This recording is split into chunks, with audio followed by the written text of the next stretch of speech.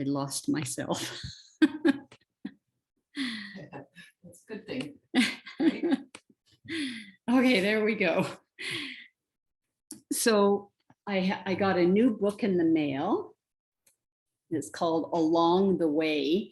And this is Bhikkhu Thannissaro's latest writing, and it's commentaries, his commentaries on the Noble Eightfold Path.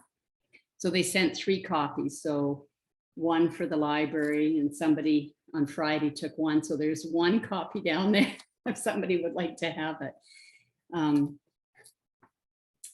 So I want to read tonight and make comments on chapter 3, which is called Becoming a True Person. I thought it had some very good elements in it. The world needs more true people, those who are accountable and compassionate in their actions. Human society, to be livable, has to be based on trust. And people true in this way are the only ones really worthy of trust.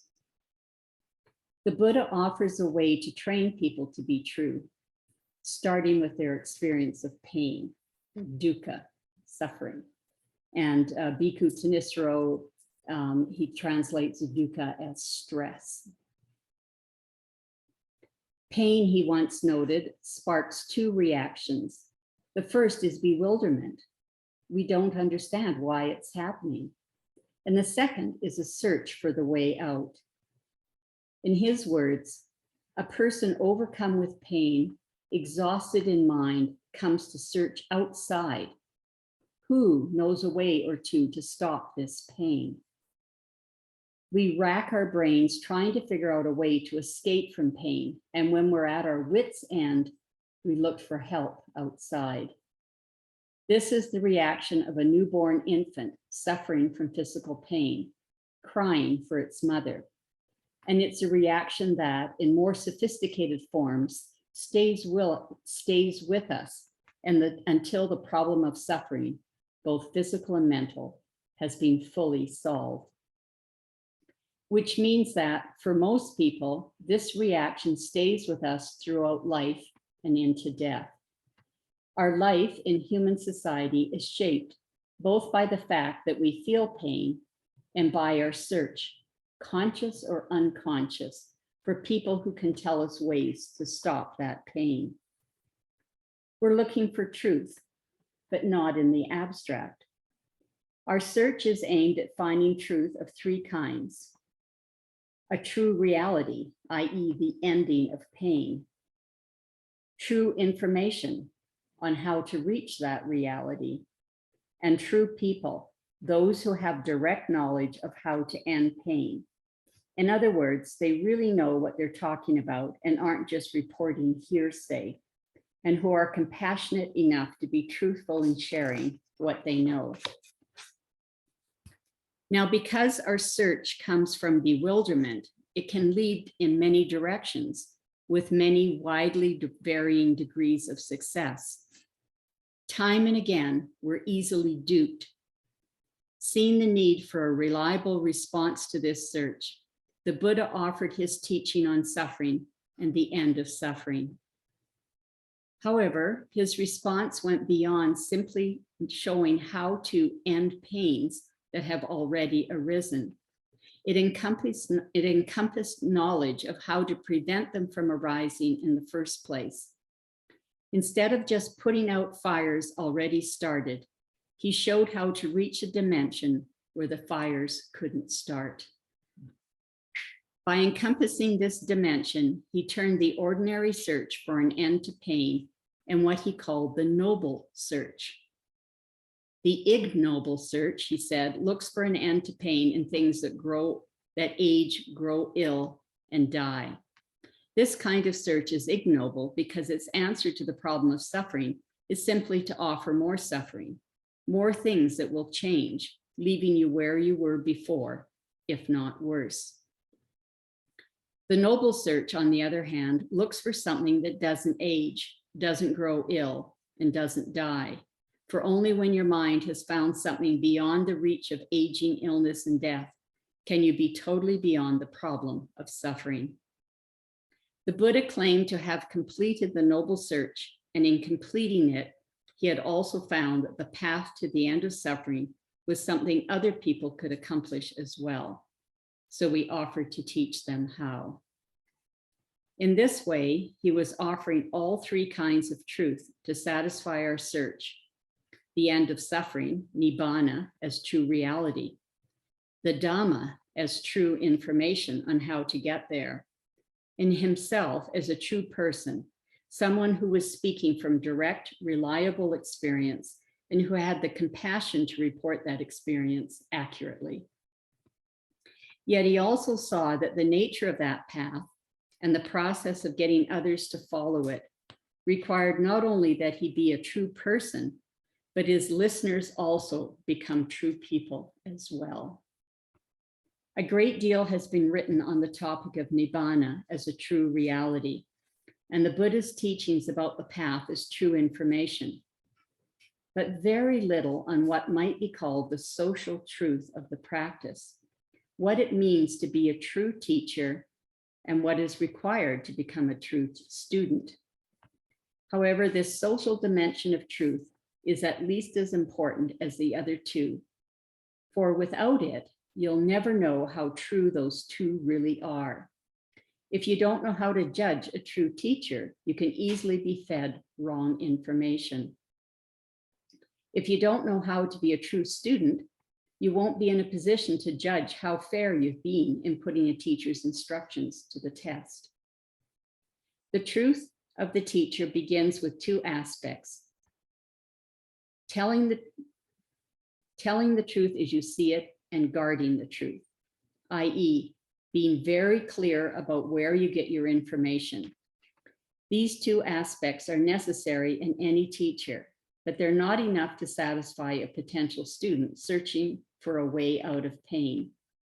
To be genuinely satisfying, the teacher should be committed even further to the truth, to have knowledge based on direct experience, and to have the qualities of heart and mind that can reliably test that knowledge to make sure that it's a trustworthy guide to others.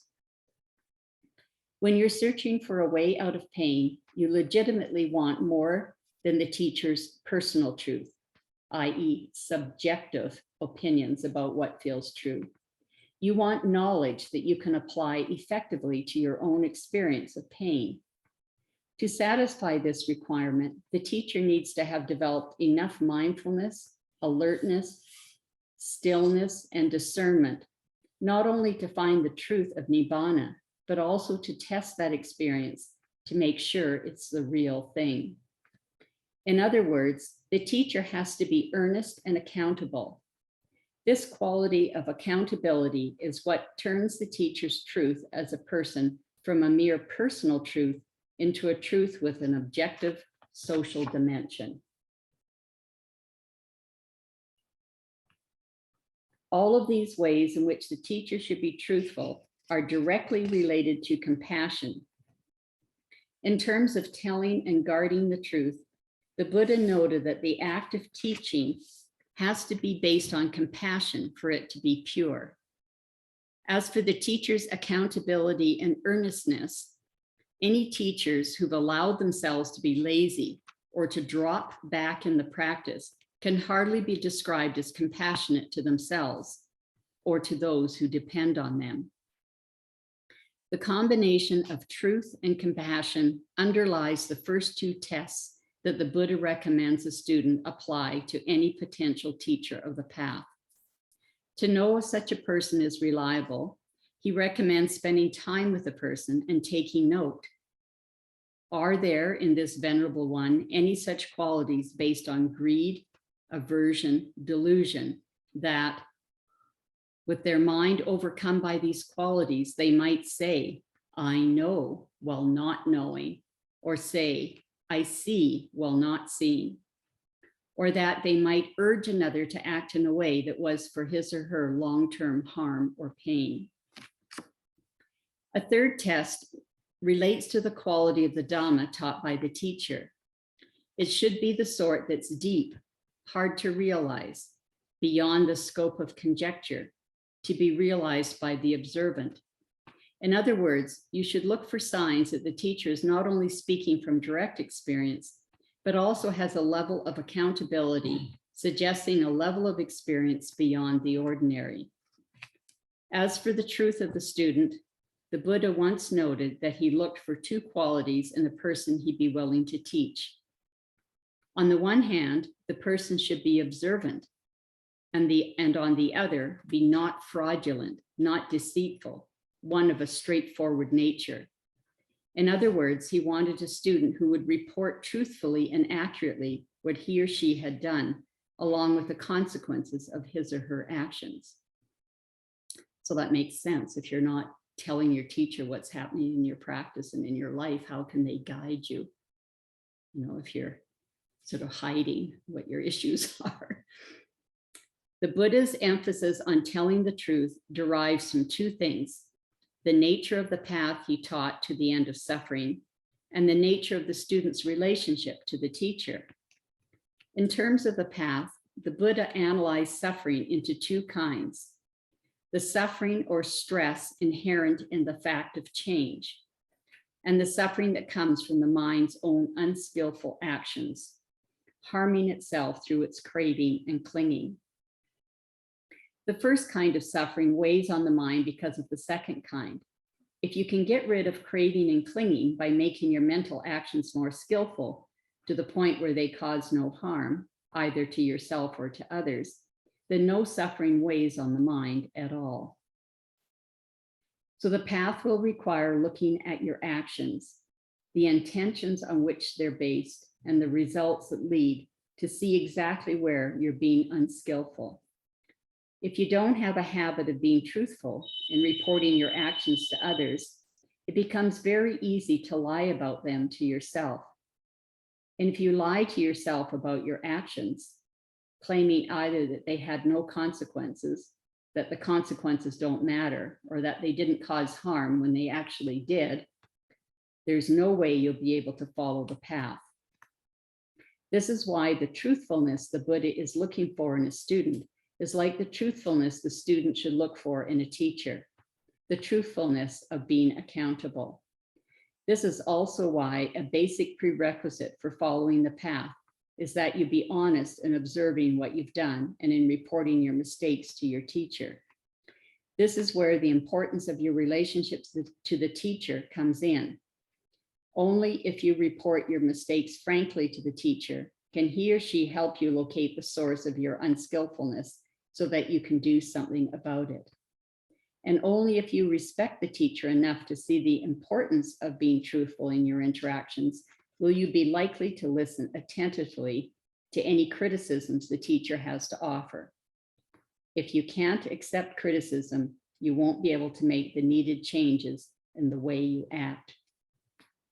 In light of the connection between truthfulness and compassion in the teacher, it's interesting to note that the Buddha looked for truthfulness in the beginning student, but not necessarily for compassion. He never explained why, but it's a point worth considering. My own feeling about this is if you look at sort of psychological development of a child, you know, first of all, we follow sort of moral principles because we don't want to get into trouble. And it's only after we've developed more that we do it out of compassion. So it's a developmental sort of thing that happens. So that's probably why the Buddha did that as well. So he goes on to say, part of the answer may be found in the Buddha's instructions to his son Rahula when Rahula was still a child. Essentially, he was teaching Rahula how to accomplish two things at once: to overcome the hindrance of uncertainty and to replace it with the awakening factor of discernment. As the Buddha mentions elsewhere, the general outline in both cases was to pay proper attention to which qualities of the mind were skillful and which ones were not.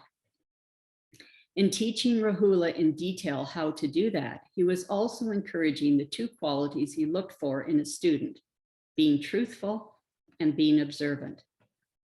The Buddha's first instruction was for Rahula to develop a strong sense of the importance of telling the truth. If he felt no shame at telling a deliberate lie, he would lack the necessary quality of being a contemplative.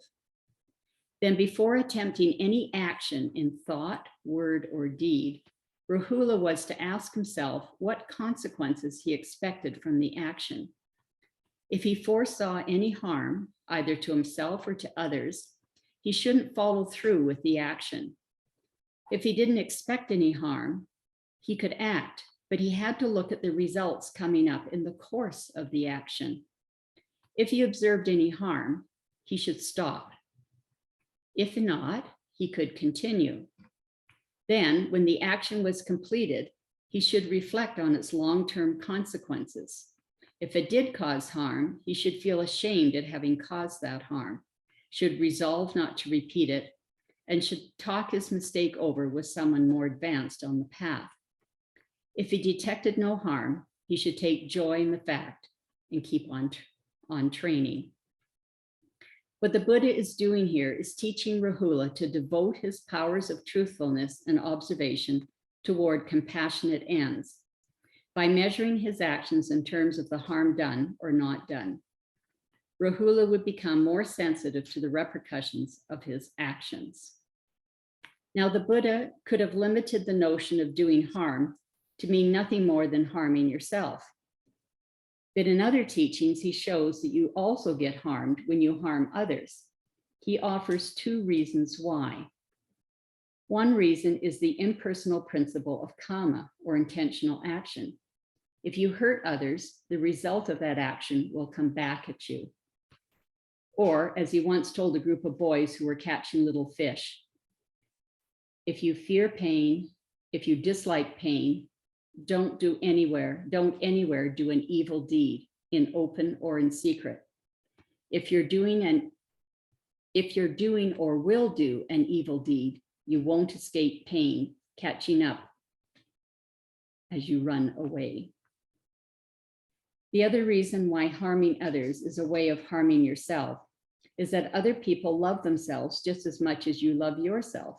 If your happiness depends on their pain and suffering, they won't view your happiness with admiration or affectionate eyes. In fact, they won't stand for it. They'll do what they can to end it. This is why the Buddha said that when you break the precepts against killing, stealing, lying, etc., you're actually harming yourself. If you really want to harm others, you get them to break the precepts, for then that bad kamma will become theirs. Now I have a little bone to pick with Bhikkhu Thanissaro on this one, because he cites Anguttara Nikaya 499, and that one doesn't talk about vipaka or the outcome of kamma at all. It's just saying that there are four kinds of persons. There are people who take care of themselves and do their best to take care of others. There's those that, there are people that do good themselves and encourage others to do good.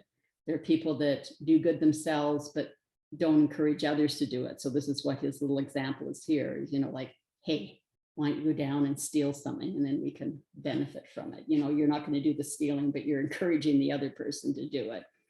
So that's the second type. The third type is you do immoral things, but you encourage others not to do that.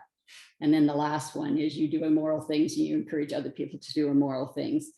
And, vipaka, which is the outcome of our kamma, our intentional actions, is not just physical actions, it's speech and it's thoughts. So if you're asking somebody to go out and do something bad, that's bad speech and bad thoughts. So you're going to get a result from that. So I don't know why he put that in there.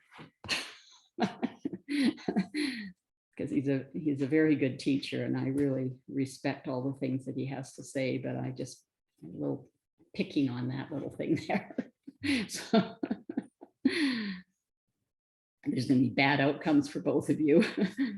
So in effect, when the Buddha was teaching Rahula to do no harm, he was teaching him to look beyond himself to develop the desire to avoid harming anyone at all. But instead of basing his motivation on compassion, Rahula was taught to base it on intelligent self-interest and a healthy sense of shame. The shame that's the opposite, not of pride, but of shamelessness. It's the shame of good social conscience and high self-esteem. The notion of shame comes up twice in the Buddha's instructions to Rahula. Shame over telling a deliberate lie and shame over having caused harm. Now, shame is a social emotion. It's based on a desire to look good in the eyes of people you respect. So this is the first level of why people act morally, because of the fear of feeling shame or being looked at badly. In this case, Rahula was encouraged to look good in the eyes of his noble teachers, knowing that they were compassionate in their desires for him to be skillful and would judge his actions by their harmlessness. He was encouraged to adopt their attitude, not through innate compassion, but through a sense of indebtedness and gratitude to them. Think back on the original question sparked by pain and the social dynamic it creates. You want to find a way to stop pain, and you look for help from others. When you find that help, the proper response is a sense of gratitude. The healthy sense of shame growing from that gratitude is the attitude the Buddha was encouraging Rahula to foster. It was from this attitude of shame that Rahula was to develop compassionate aims, beginning with compassion for himself and spreading out into the world. So for the Buddha, genuine compassion has to be based on truthfulness. It's easy to see why.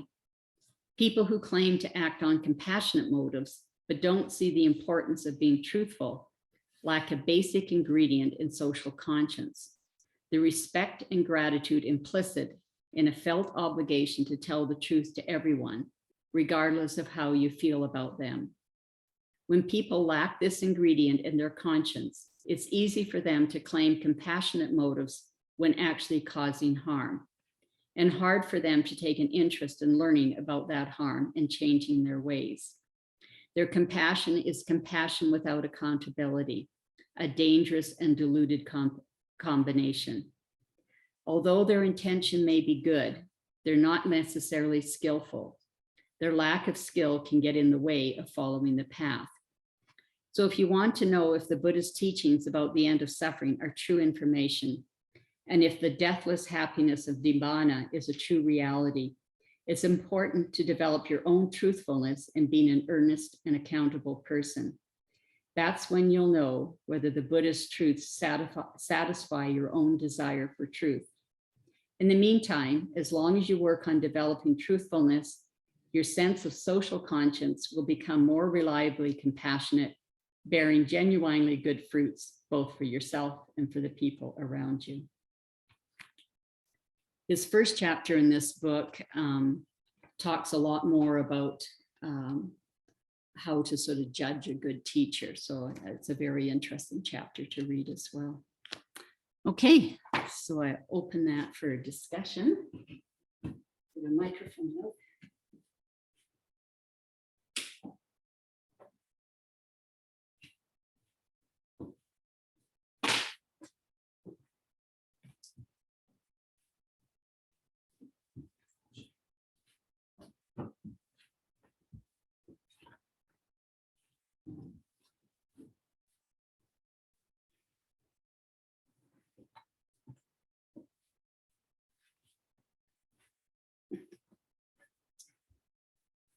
Truth, what an interesting topic. So what comes up for me is how do I know my truth?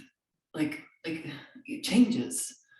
And so if I'm constant, if how do I explain this properly? Like looking in, like, what is my truth, and what is like how what I need to grow and continue on the path, and my actions and speech. But what if that's constantly changing? And then, one day my truth could be, okay, this is what's happening. The next day it could be something else. And then, perhaps to other people that's untrustworthy because my truth is constantly changing. And that's something that comes up for me, if that makes sense at all. Yeah, absolutely.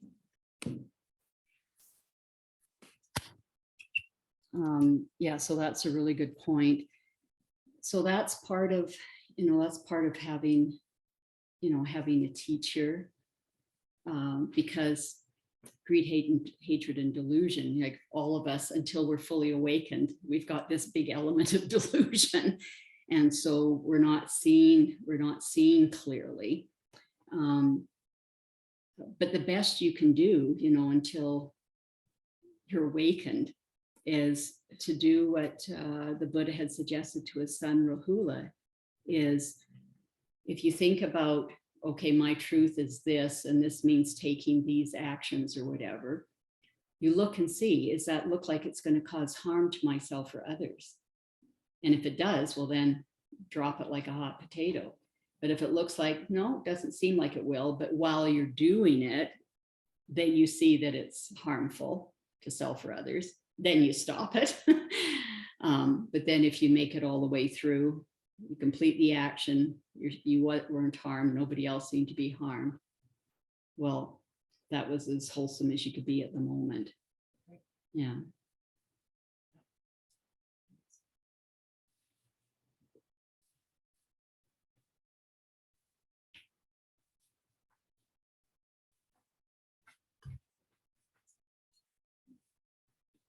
I wanted to ask you about, getting a good teacher, because with Zoom, it's not the same experience if you don't have an opportunity to have individual interviews with a teacher, because maybe you can't even go to a monastery anymore. Yeah. That really affects, I think my progress. I mean, I can read the suttas and I can, do what's coming here. And I know you teach us a lot, especially from Ajahn Sona, but not having that experience, maybe, he doesn't really want to teach anymore except for the YouTube. So don't know what's going to happen with Birkin next year. And the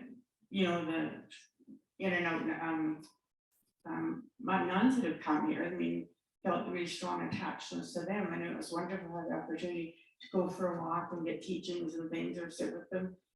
But that could be limited again, and so you kind of might lose that opportunity or that individual experience that can have quite a profound mark on you. Yeah. Yeah, I think it's been really difficult with COVID because, we were shut down for 2 years. We weren't meeting in person. It was all on Zoom, and we didn't have any visiting teachers except for Ajahn Punadamo, who did brave COVID and flew to do a retreat that we had organized long before COVID.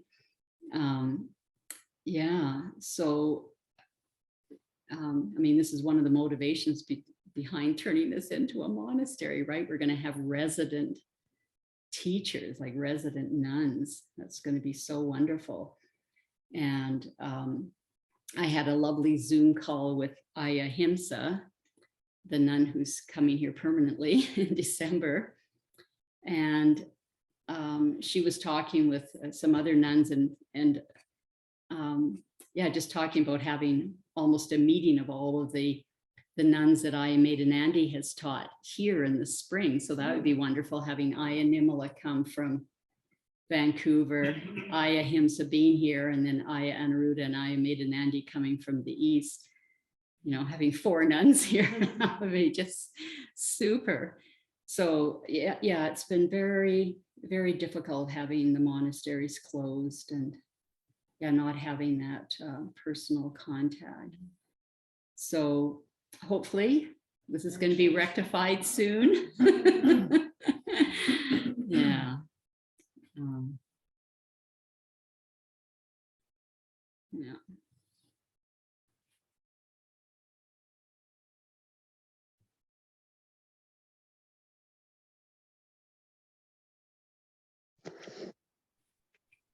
Also, same time, because of COVID, we can maybe reach to like different teachers as well. I thought there are some Zoom retreats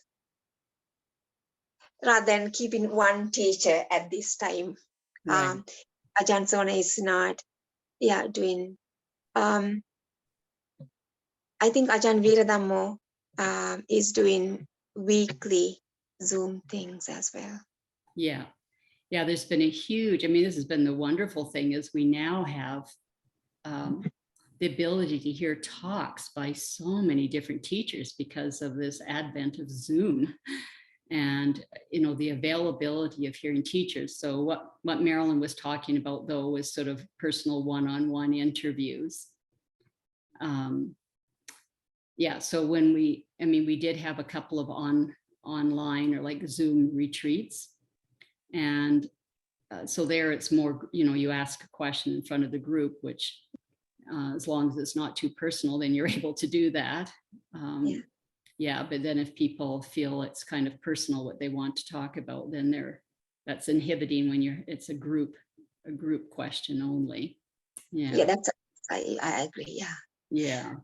I found this website from Ajahn Suchito, and he sent emails, and then on the email he has a little link that you can email your questions or something, and then he'll give a Dhamma talk later, like maybe month or two later even, and then sometimes he would discuss that, whatever the issue that you raised.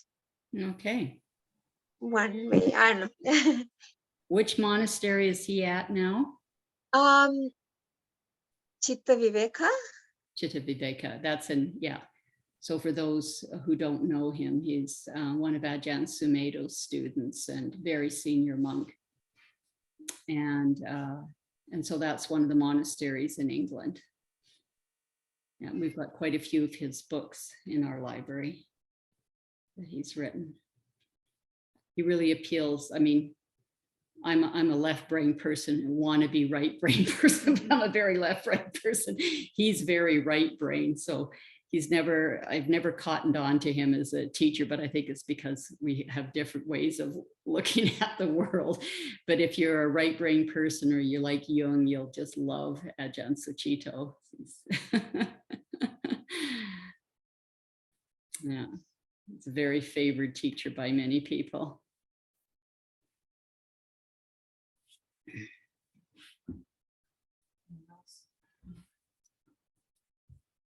Okay, so this truth thing. So I've been listening to a lot of Ajahn Brahmali, and was Ajahn Brahm his teacher? Yes. Because I hear him talk a bit. He's like, well, Ajahn Brahm says this. Was the Buddha right or was Ajahn Brahm right? He's like, I don't know. That's a tough one. I'm going to leave that. You know, and so there's so many different variations, I guess, or like levels of truth, right? Even within these, you know, experienced monks and the Buddha, they're still contradicting each other. Just in a couple things is what in the talk that you sent me, actually, the Sutta study.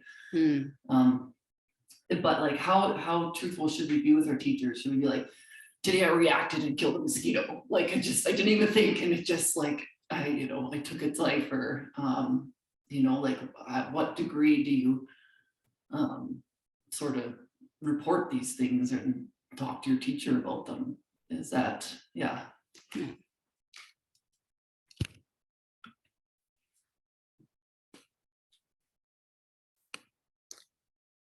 Well, I think it's going to be what's most distressing to you. You know, as you watch your habit energies and the things that cause you distress or get you into trouble or, you know, make relationships difficult. I mean, you're going to be bringing up, you know, you're not going to bring up the mosquito if you've got like major relationship problems going on, maybe. But on the other hand, if things are going smoothly and you killed that mosquito like mindlessly, and then you're really sort of suffering remorse from that, you know, then that's going to be important to talk to the teacher, you know. So, and just talking about remorse in Buddhism, just like this reading that we did today, you want to feel some remorse or shame if you've done something unskillful. You know, it's just sort of a way to wake up and go, oh, that wasn't a good thing to do or say or think. and then you make a determination, you know, to not repeat it. And then you let it go. Like, you don't carry it around with you, beating yourself over the head. Like, walking around with a guilt complex is not considered a skillful thing to do. But if you're having trouble, you know, if that's like, if you kill them, you know, if you mindlessly kill a mosquito and then you're racked with remorse for days, well, that would be a good thing to bring up with the teacher. Like, why are you holding on to this? You know, rather than just making a determination and letting it go. Like, you're just really creating suffering for yourself. So that would be a big deal. But I think it's like most things, you're gonna deal with the biggest issues in your life, the ones that are causing you the most grief first. And you only, you know, usually when we have a interview with a teacher, it's time limited. So you can't bring up the kitchen sink. You're going to bring up what's most important to you. I'm coming in every 2 minutes. I did this, Sanghavita. Oh, I said this. Stepped on an ant again.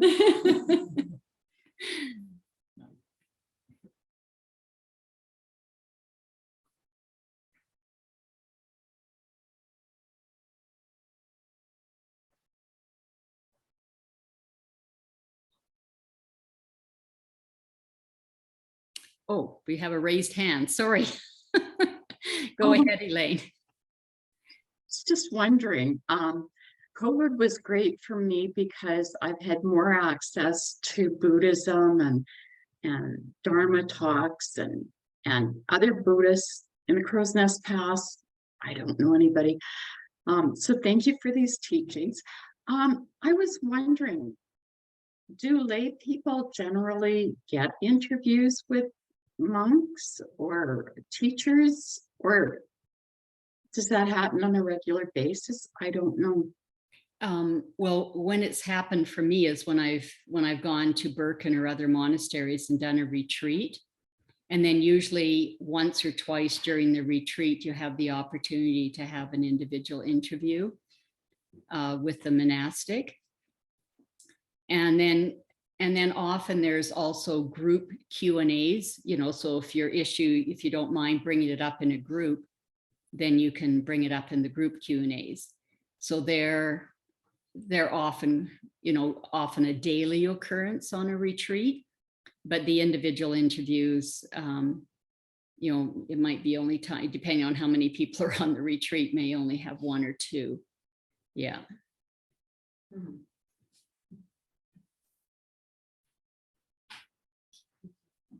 So it's kind of interesting because when I've been on retreat with Ajahn Sona, he's been very focused on being on the Theravada tradition. And he doesn't want you to bring up questions or bring in things you might have heard or read from other monastics or interpretations of suttas from people that aren't from Theravada Buddhism.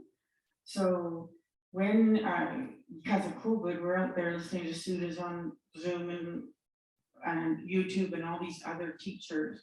So, you know, how do you know can you go as wide as you want with your interests, or how do you channel them down to, you know, you should be staying mostly with the tradition rather than reading, you know, Zen Buddhism or other teachers that might teach something a little differently?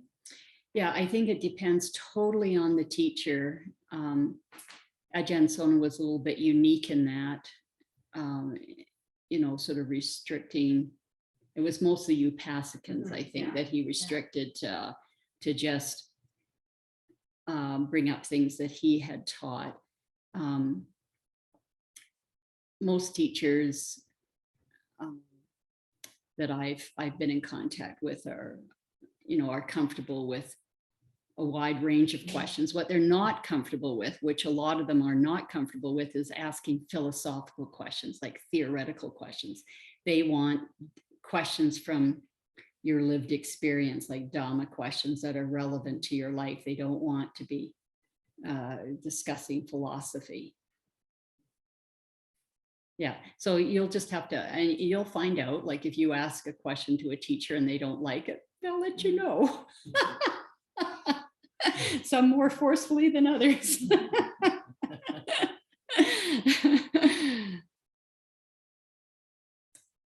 Yes.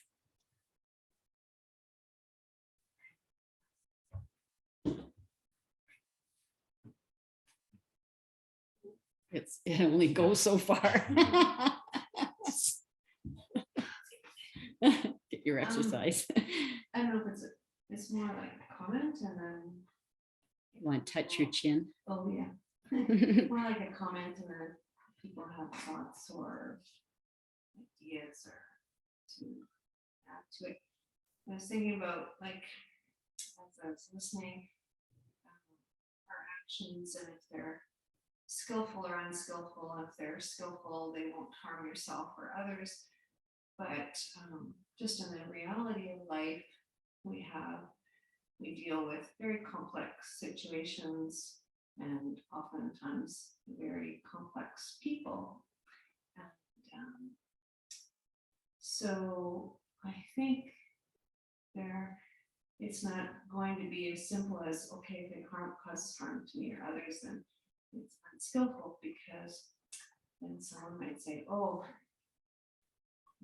did this and it harmed me because there's this victim element or some other thing going on in their mental health. So I think you have to, in our practice of meditation and being still and going internal and how does it feel at spirit level or soul level, or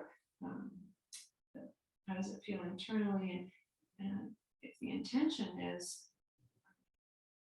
to do good or to not do harm, sometimes I'm just saying that it's not as complex, it's not as simple as did it do no harm, did it do the least amount of harm, or was my intention to do no harm? And I don't know, not really saying what I mean that. Yeah, no, I think you're raising a good point, and I'm very, very aware of this. So, yeah, I think the most important thing initially is our intention. We absolutely don't want to intend to do harm.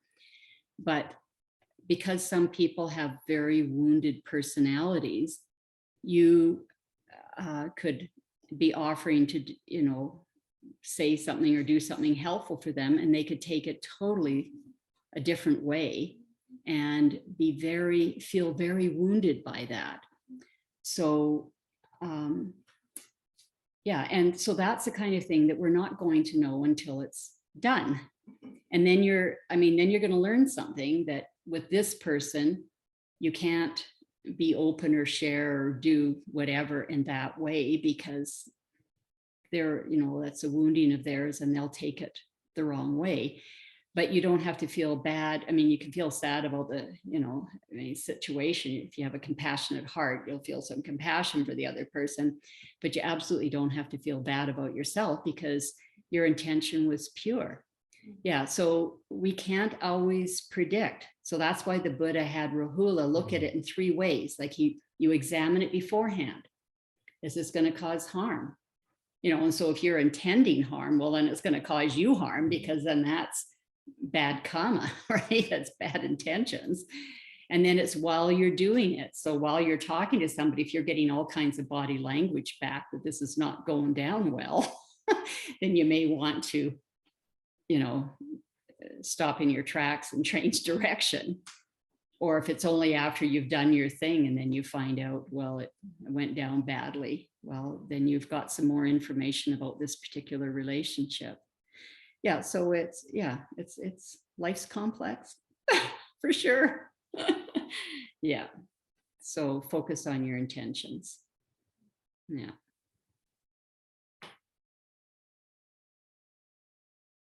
I was wondering if anybody had any examples, like the last page there, he was talking about people who attempted to do compassionate acts, but without, what was the phrasing? When I was reading that, I couldn't think of an example.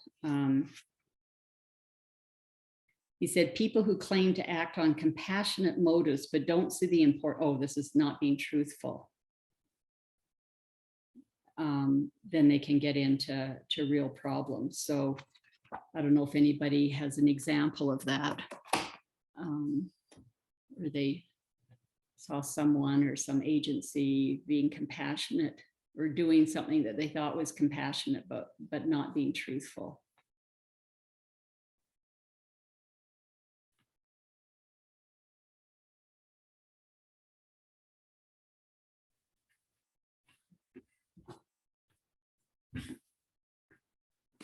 Before you said that, I was actually going to bring up a personal experience, because I just was reflecting today on what you said exactly was, but for me, how am I taking things? Because I obviously wounded. Maybe I'm taking, no, I definitely have taken something that is compassionate, but not thinking that they're being truthful. But it's like a simple, like when I look back, it was just actually something really simple. Hey, Kelly, do you want me to come get Rhea?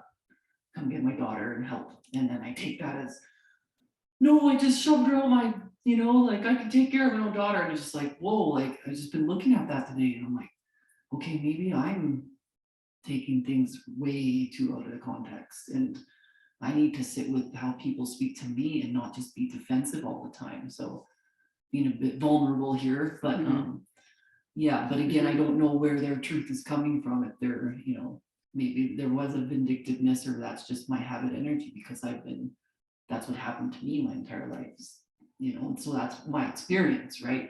But that's not them. So that's exactly what I've been looking at like all day today, Right. but for myself. And because I'm very careful with my speech now and actions, a lot more than I have ever been. But how am I taking how other people talk to me? Oh, okay, well, this is a whole nother story.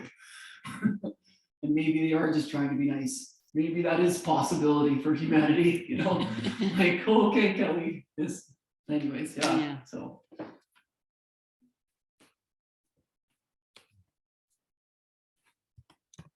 Yeah, so thanks for sharing that. Yeah, that's something I think we all have to look at as, it's our own individual perceptions and how we take in information from the world, and we may not be perceiving accurately. Yeah, and then we act on that inaccurate perception. Yeah. That's complicated though, because lots of people don't have your best interest in mind, or some people don't, right? Sorry, I'm gonna say that. Yeah, just so the Zoom. Yeah, the trust thing is interesting, because like, does everyone have your best interest in mind? Like how, do you trust first? Like when do you stop trusting? You know what I mean? Like, oh, you can assume all sorts of things about yourself and how you're interpreting, but you also, it could be bad notions in their mind. Yeah. They're trying to scam you or something. Like Yeah. this. Yeah. So it's complicated. Yeah. I don't know what the Buddha says about that, how you approach that, how you approach people that way. Well, I think part of it was him talking about how do you judge like a teacher, because you can have teachers who are giving wrong information or harmful information. In the first chapter, which I did not read, which talks much more about how to judge, a good teacher. He was referring to, all those horrible, I don't know what you call them, but incidents where monks, were sexually abusing their female students, and some of them were saying, oh, using sort of spiritual terminology, like if you're in an advanced state and blah, blah, blah, and sort of giving them false information that, yeah, if you do this, have sex with me, it's a spiritual act or something, which was bullshit, it was just incorrect information. Yeah. So, yeah. So maybe I will read that. Maybe I could read that next week, that first chapter, which is on sort of judging a teacher. But I think in general, like in relationships, you only open up your heart a little bit when you're in a new relationship, and you just see how does the person handle it. Do they go sharing it with everybody, every Tom, Dick, and Harry what you shared, or do they keep it personal, or like how do they treat you when you've opened up this little bit? And then you can just gradually crack the door open, little more as you see them handling what you're sharing respectfully and you know, and carefully. So This is just a little example of something very simple that happened like that. I was telling a very dear friend last year something very personal. And we share a lot about things, and I find that really helpful for me. And I said, you know, I really would like you to respect the confidence of this. I, you know, shared it with you. It's personal. yeah. And she said, oh, yeah, I won't tell anyone. And then she told someone, the very close friends of her, that thought they wouldn't tell anyone. And then she told someone else. And then my girlfriend's husband, another couple's, he came on and said, oh, did you hear this? Listen to Marilyn. And then my girlfriend phones me and said, what is going on? Because not only had it been spread by each person saying, don't tell anyone else, it had changed. Right, the telephone thing, yeah. But, you know, I mean, I was quite hurt by my close friend that started out Yeah, sending that message, in unintentionally, I guess, but, so that, yeah, so then I have to look at myself and think, well, I did my best. You know, I'm not causing the pain. I shouldn't, you know, have bad feelings toward her, because I know she didn't do it in a sense that she wanted to hurt me or have that spread around. It's just, she thought her friend would never tell anybody, and of course she told her, you know, and it just about 6 different people, yeah, and because it changed as it went around, it made it not very good for me. yeah, Yeah. yeah. Thanks. I'll be behind that.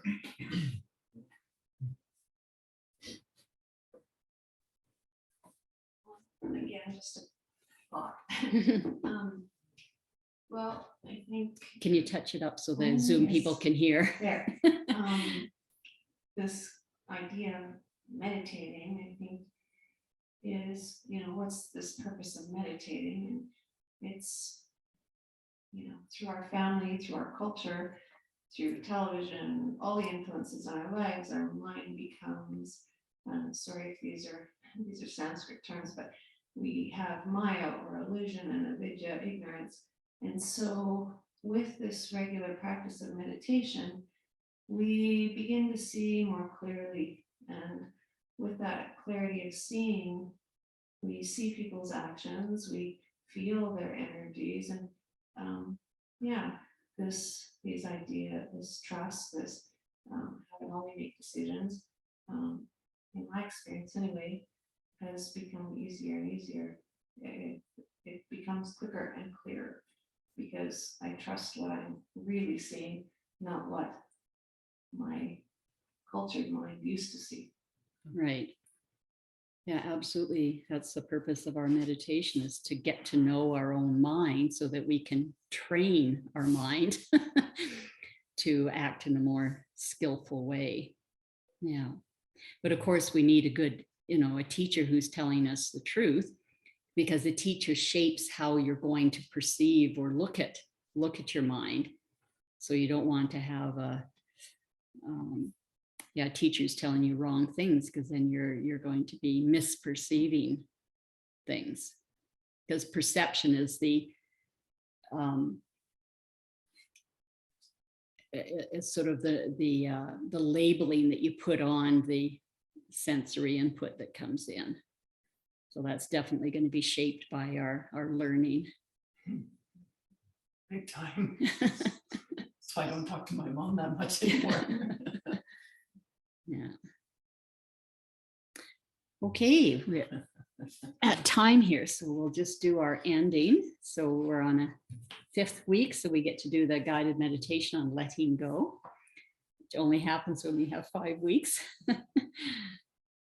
And so for those who haven't been here before with this is one of Thich Nhat Hanh's students, Ben Matlock, whose spiritual name is True Equanimity of the Sangha. So he made this reflection. Breathing in, I see the need I have to control my life. Breathing out, I let go of the need to control my life. Breathing in, I see that control is an illusion.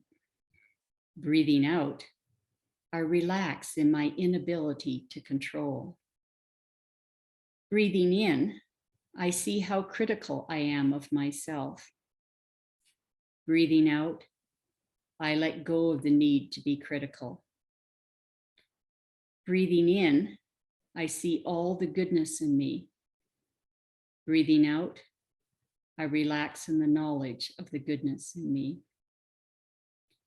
Breathing in, I see the many ambitions I have for myself. Breathing out, I let go of the many ambitions I have for myself. Breathing in, I see that I am sufficient in all ways. Breathing out, I relax in knowing that I am sufficient in all ways. Breathing in, I see that I crave many things. Breathing out, I let go of the need to crave many things. Breathing in, I see that I have enough. Breathing out, I relax in the knowledge that I have enough. Breathing in, I see that I am too busy. Breathing out, I let go of the need to be too busy. Breathing in, I wanted less hectic life. Breathing out, I relax in the quiet of this moment. Breathing in, I see that letting go can make me free. Breathing out, I am free. Breathing in, I see that by being free, I can be happy. Breathing out, I am happy.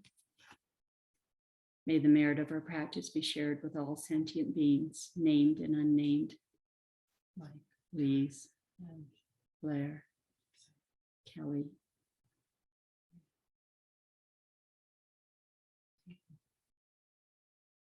May all beings be well and happy.